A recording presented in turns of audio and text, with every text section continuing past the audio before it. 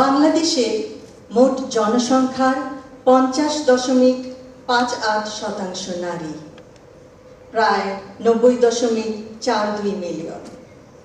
মোট জনসংখ্যার 28.36% এর বয়স 0 থেকে 14 বছরের মধ্যে। আমি স্কুল শিক্ষার্থী থাকা সময় আমার একজন শিক্ষিকা ছিলেন।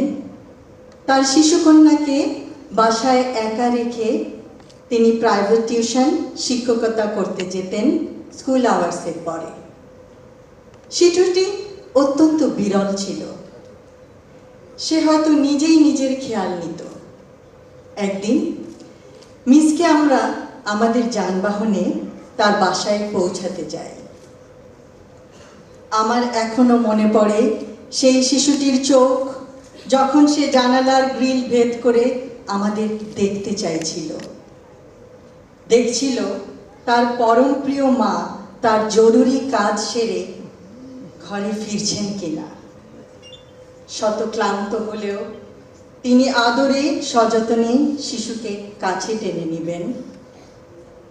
দিবা পরিচর্যা কেন্দ্রবিহীন স্থানগুলিতে এটি বাস্তবতা।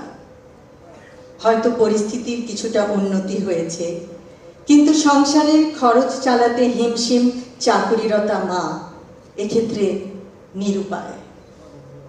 123টি চাইল্ড ডেভেলপমেন্ট সেন্টার এ 7360টি শিশু পরিচর্যা পাবে, যা মোট শিশু জনসংখ্যার 0.034%।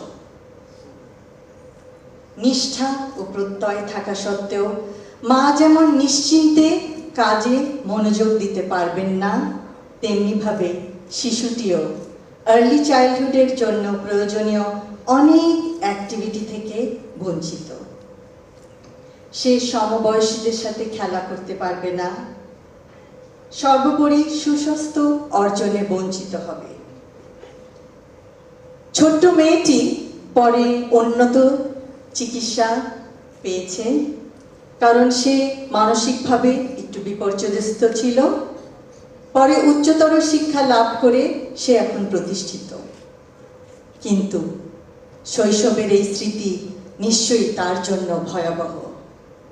যেই সময়ে তার সমবয়সীদের সাথে খেলাধুলা করার সময়, বিভিন্ন আর্লি চাইল্ডহুড ডেভেলপমেন্টের অ্যাক্টিভিটি করার সময়, সেই সময় হয়তো কখনো তার খিদে পেয়েছে, কখনো ভয় পেয়েছে, শেষ পর্যন্ত ক্লান্ত হয়ে ঘুমিয়ে পড়েছে মা বাবার অপেক্ষায়। ইনশাআল্লাহ মানসম্মত সার্বজনীন প্রাক প্রাথমিক শিক্ষার সুযোগ আর্লি চাইল্ডহুড ডেভেলপমেন্ট করার মাধ্যমে শিশুর জ্ঞান ভিত্তিক ও সামাজিক বিকাশ শক্ত ভিত্তির উপর গড়ে উঠবে। আমি আজ ধন্যবাদ জানাতে চাই সকল কেয়ার গিভার মা বোনদের তাদের মানবিক এবং অত্যন্ত কঠিন কাজের জন্য। অন্য মা বোনদের শিশুদের পরম স্নেহ যত্নে তারা বড় করছেন। তারা আছেন বলেই অনেক মা বোনেরা স্বাচ্ছন্দ্যে নিশ্চিন্তে চাকুরি ক্ষেত্রে যোগদান করতে পারছেন। শিশুরা নিরাপদ পরিবেশে বেড়ে উঠছে। শৈশব জীবনের অত্যন্ত গুরুত্বপূর্ণ একটি অধ্যায়। এই সময়েই বিভিন্ন জিনিসের ভিত্তিপ্রস্তর স্থাপিত হয়। দিবা পরিচর্যা কেন্দ্র শুধু নিরাপদে থাকার স্থান নয়, দেশের ভবিষ্যৎ গড়ার সহায়ক। কেয়ার গিভার্স, আপনারা একই সাথে দুটি কাজ করছেন। বাংলাদেশের ভবিষ্যতের ভিত্তিপ্রস্তর স্থাপন করতে সহায়তা করছেন।